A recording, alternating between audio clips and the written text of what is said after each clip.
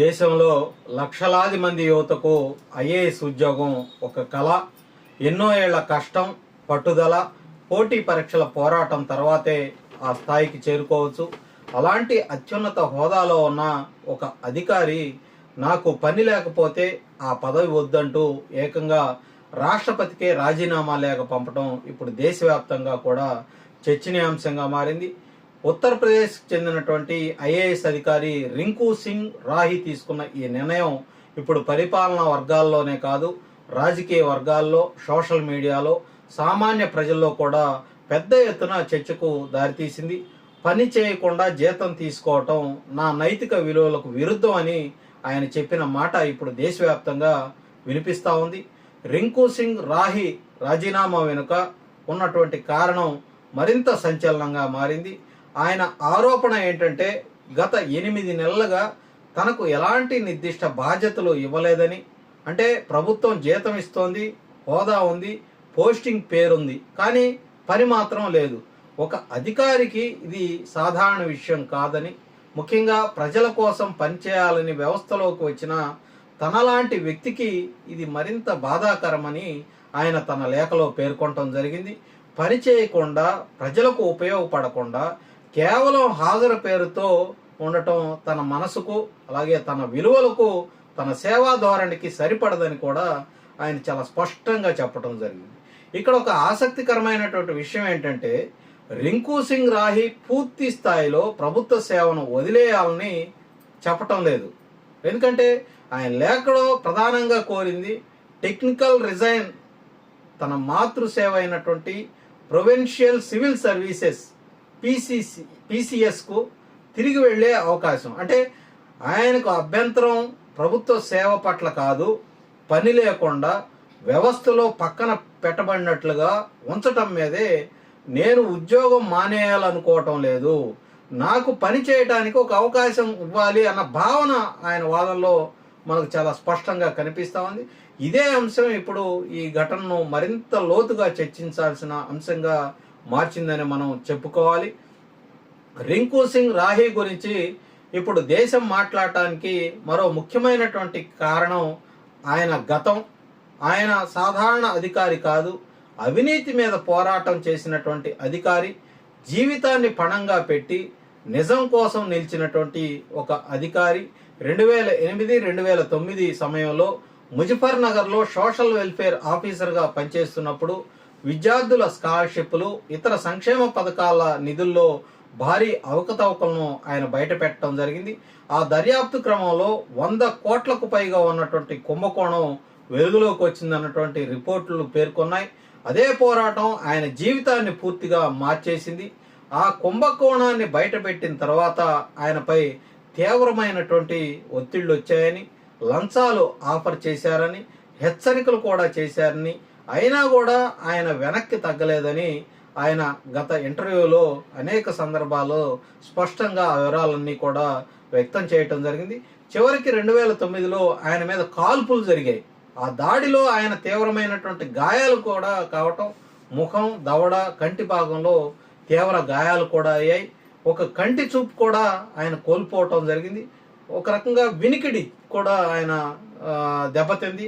అయినా ఆయన ఆ పరిస్థితులను తిరిగి చదువుకొని, తిరిగి పోరాడి UPSC IAS స్థాయికి చేరుకోవటం ఆయన జీవితంలో అసాధారణమైనటువంటి అంశం.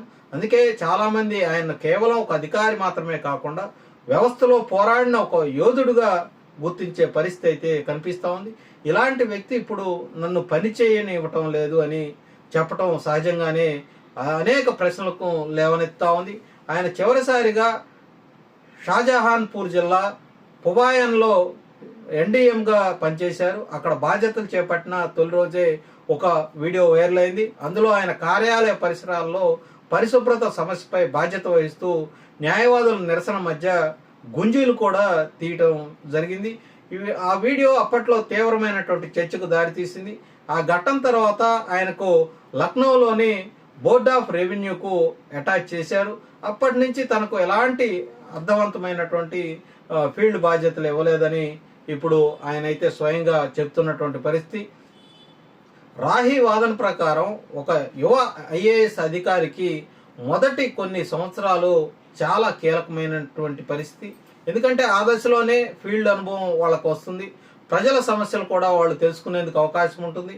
పరిపాలనా తీరు నేర్చుకునే అవకాశం ఉంటుంది. కానీ తనను ఆ అవకాశాల నుంచి దూరంగా పెట్టారని ఈరోజు ఆయన ఆరోపిస్తూ ఉన్నారు. పని లేకుండా ఉంచడం అనేది నిజాయితీ గల అధికారులకు వ్యవస్థ ఇస్తున్నటువంటి ఒక ప్రత్యేకమైనటువంటి శిక్ష అన్న వ్యాఖ్య కూడా ఇప్పుడు విస్తృతంగా చర్చకు దారితీస్తూ ఉంది. ఇది కేవలం ఒక వ్యక్తిగత అసంతృప్తి కాదా, లేక వ్యవస్థలో ఉన్న లోతైనటువంటి సమస్యల ప్రతిబింబమా అన్నటువంటి చర్చ కూడా బలంగా ఇవాళ ప్రజల్లో వినిపిస్తూ ఉంది. ఇలాంటి సందర్భంలో ఈ ఘటనకు రాజకీయ రంగు కూడా తోడైంది. సమాజ్వాదీ పార్టీ అధినేత అఖిలేష్ యాదవ్ ఈ అంశంపై స్పందిస్తూ నిజాయితీ గల అధికారులకు ప్రస్తుతం వ్యవస్థలో విలువ లేదని విమర్శించారు. అయితే ఆయన రాహీకి ఒక విజ్ఞప్తి కూడా చేయటం జరిగింది. ఇలాంటి అధికారులు తొందరపడి రాజీనామా చేయొద్దని, కఠిన కాలం కూడా గడిచిపోతుందనే భావంతో ఆయన స్పందించడం జరిగింది. అంటే ఈ ఘటన ఇప్పుడు కేవలం పరిపాలన వివాదంగా మాత్రమే కాకుండా రాజకీయ చర్చగా కూడా మారిపోయిందని చెప్పుకోవాలి. ప్రభుత్వం నిజాయితీ గల అధికారులను ప్రోత్సహిస్తుందా, లేక అసౌకర్యంగా భావించి పక్కన పెడుతుందనే ప్రశ్నలకు ప్రతిపక్షం ఇవాళ లేవనెత్తే ప్రయత్నం అయితే చేసింది. ఇక రింకు సింగ్ రాహి కుటుంబ గురించి ఒక భావోద్వేగపూర్వమైనటువంటి విషయం చెప్పాలి. ఆయన కుటుంబ సభ్యులు ఆయనకు పనిచేసే అవకాశం ఇవ్వాలని, ఆయన లాంటి నిజాయితీ గల అధికారిని ఖాళీగా కూర్చోబెట్టడం సరైంది కాదని కూడా ఆయన కుటుంబ సభ్యులు కూడా కోరుతా ఉన్నారు. ఒకవైపు అవినీతిని బయటపెట్టి ప్రాణాలకు తెగించినటువంటి వ్యక్తి, మరోవైపు అదే వ్యక్తి ఇప్పుడు పని కోసం వ్యవస్థ తలుపు తట్టాల్సినటువంటి పరిస్థితి రావటం నిజంగా బాధాకరం. సిగ్గుతో ఈ సమాజం తలదించుకోవాల్సినటువంటి పరిస్థితి అని కూడా అనేక మంది అభిప్రాయపడతా ఉన్నారు. సాధారణ ప్రజల ఆలోచన ధోరణితో చూస్తే ఇది ఒక పెద్ద ప్రశ్న.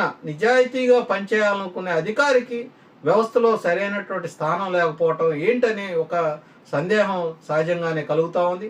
ఈ ఘటనలో మరొక ఆసక్తికరమైనటువంటి కోణం ఏంటంటే, సాధారణంగా ప్రభుత్వ ఉద్యోగాలపై ప్రజల్లో ఉండే అభిప్రాయం వాళ్ళు పనిచేయరు, వాళ్ళకి ఎక్కువ లైఫ్ సెక్యూరిటీ ఉంటుందనే ఆలోచన ప్రజల్లో ఉంది. కానీ రింకు సింగ్ రాహి లాంటి అధికారి మాత్రం అందుకు పూర్తి భిన్నమైనటువంటి పరిస్థితి. ఆయన చెప్పేది ఒకటే, ఉద్యోగం అంటే జీతం కాదు, ఇది ఒక బాధ్యత. పదవి అంటే అదేదో కుర్చీ కాదు, ప్రజాసేవ. ఇదే కారణంగా ఆయన నిర్ణయం చాలా మందిని ఈరోజు ఆలోచింపజేస్తూ ఉంది. ముఖ్యంగా యువత, సివిల్ సర్వీస్కు సిద్ధమవుతున్నటువంటి అభ్యర్థులు, పరిపాలనా వ్యవస్థను దగ్గరగా గమనించే వర్గాలు ఈ సంఘటనను ప్రత్యేకంగా చూస్తూ ఉన్నాయి. ఎందుకంటే ఇది కేవలం ఒక రాజీనామా విషయం కాదు, వ్యవస్థలో పనిచేయాలనే తపనకు అదే వ్యవస్థలో ఎదురయ్యే ఇబ్బందుల మధ్య జరిగినటువంటి ఒక సంఘర్షణగా దీన్ని చాలా మంది కూడా విశ్లేషిస్తూ ఉన్నారు. మరొక కోణంలో మనం కనుక చూసుకున్నట్లయితే రింకు సింగ్ రాహి కథ మనకు ఒక వాస్తవాన్ని మనకు తెలియజెప్తా ఉంది.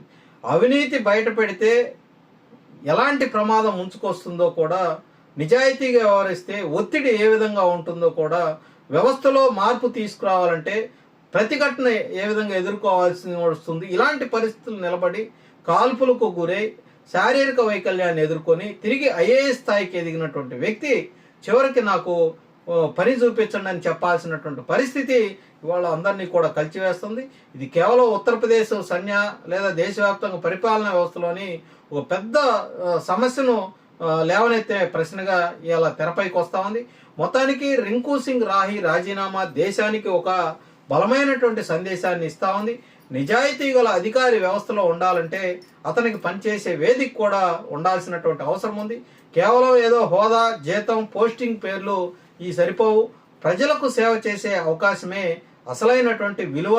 ఇప్పుడు అందరి దృష్టి ఒకటే, ఆయన రాజీనామాపై ప్రభుత్వం ఎలా స్పందిస్తుంది, ఆయనకు మళ్ళీ ఫీల్డ్ లెవెల్ బాధ్యతలు ఇస్తుందా, లేదా ఈ వివాదం ఇక్కడితో ఆగిపోతుందా అన్నది. అయితే ఏం జరిగినా పని లేకుండా జీతం తీసుకోవటం నా వల్ల కాదు అని కూడా ఒక ఐఏఎస్ అధికారి దేశానికి వినిపించినటువంటి ఈ సందేశం మాత్రం దేశంలో ఉన్నటువంటి ప్రజలందరికీ కూడా గుర్తుండిపోతుంది అనేది కూడా మనం చాలా స్పష్టంగా చెప్పుకోవచ్చు.